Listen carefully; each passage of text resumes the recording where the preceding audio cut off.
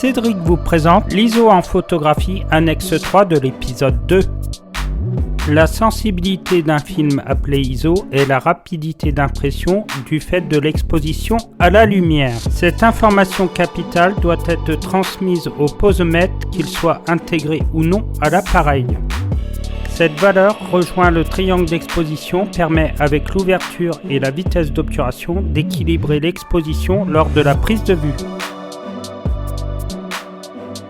Autrefois appelé DIN puis ASA, le système ISO est utilisé depuis 1974 et conduit à une échelle internationale, ainsi normaliser son utilisation. Pour les puristes, un film de 21 DIN de l'époque équivaut à 100 ASA pour délivrer 100 ISO d'aujourd'hui. Le choix sur le terrain, une sensibilité élevée par exemple 400 ISO ou supérieure, bien plus souple, sera destinée à des photos en basse lumière, voire en obscurité. La rapidité à capter l'image se paie par une granulosité plus importante, on perd ainsi dans les détails.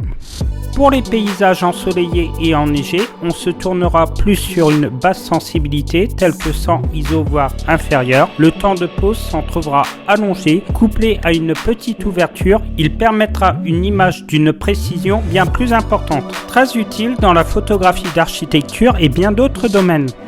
Les films sont classés en 3 gammes de sensibilité.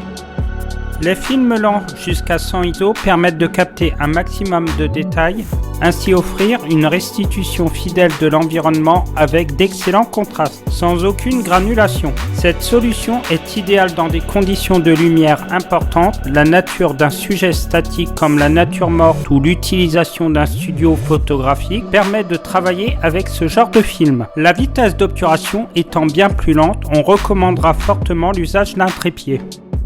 Dans la tranche la plus courante, on retrouve les films de moyenne sensibilité qui s'étalent de 100 ISO à 400 ISO. La qualité reste proche dans cette gamme. C'est ce genre de film qui sera retenu pour travailler dans des conditions intérieures normales. Notez toutefois qu'un film 100 ISO sera parfait en cas de beau temps, tandis qu'un film de 400 ISO sera inutilisable par un temps très lumineux.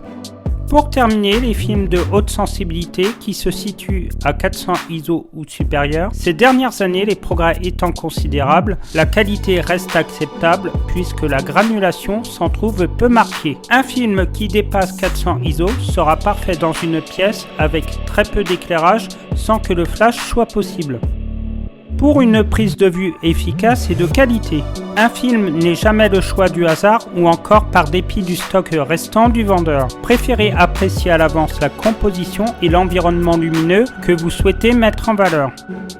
C'est de ce raisonnement que vous avez besoin pour opérer en fonction du couple vitesse et ouverture. De là, si vous repérez un risque de surexposition, préférez un film de faible sensibilité. En cas de sous-exposition avérée, faites le choix d'un film de sensibilité moyenne, voire haute sensibilité si nécessaire. Le relief est mis en valeur par une faible sensibilité.